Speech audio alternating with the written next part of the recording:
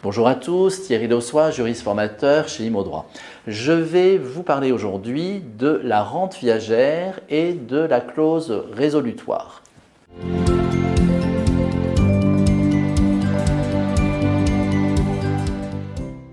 Si vous avez déjà eu l'occasion d'œuvrer sur le terrain de la vente viagère, vous avez déjà certainement pu constater que l'obsession du crédit rentier est la possible résolution du contrat en cas de non-paiement par le débit rentier de la rente viagère. C'est d'ailleurs objectivement une obsession totalement justifiée. Mais attention, la sanction légale en cas de défaut de paiement de la rente n'est pas d'ordre public. Et ça, vous le comprendrez à la lecture de l'article 1978 du Code civil.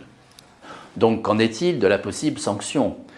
Eh bien, les parties peuvent tout à fait insérer au contrat une clause résolutoire.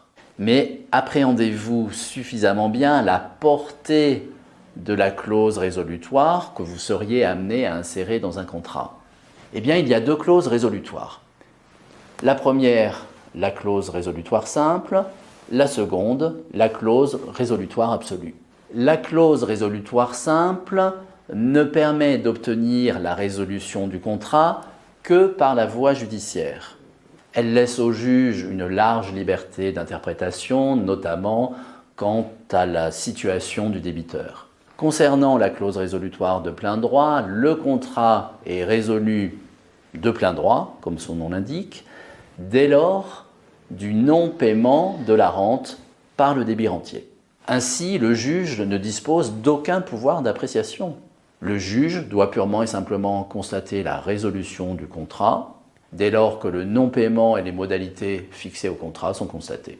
Eh bien ainsi, n'est pas une clause résolutoire de plein droit, une clause résolutoire insérée dans un contrat qui permettrait, dès la constatation du manquement de l'une des parties à ses obligations, eh bien de donner à l'autre partie la possibilité de saisir le juge. Je vais vous donner d'ailleurs un exemple, et c'est cet exemple qui a donné lieu à un arrêt de la Cour de cassation en date du 7 septembre 2022. Soyez donc attentifs à la convention qui porte la clause suivante. À défaut de paiement à son échéance exacte d'un seul terme de la rente et 30 jours après une simple mise en demeure contenant déclaration par le crédit rentier de son intention de se prévaloir du bénéfice de la présente clause et resté sans effet, celui-ci aura le droit, si bon lui semble,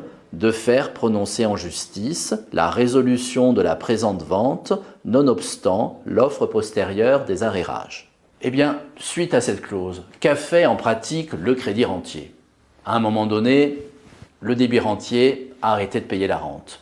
Voulant faire valoir le non-paiement de cette rente, il a donc délivré un commandement de payer, puis il a assigné devant le tribunal aux fins de demander la résolution de la vente, le paiement de l'arriéré des rentes, ainsi que des dommages et intérêts. Eh bien, la Cour de cassation n'a pas donné raison à ce crédit rentier.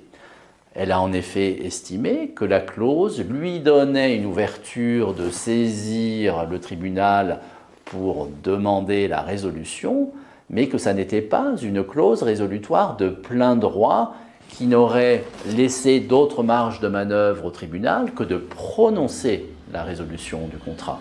Donc, vous avez compris que si vous intervenez sur le terrain de la vente viagère, soyez très attentif soit aux clauses que vous rédigez vous-même, soit aux clauses que vous lisez dans l'intérêt de vos clients afin de les conseiller au mieux, puisque une clause résolutoire n'est pas automatiquement une clause résolutoire de plein droit.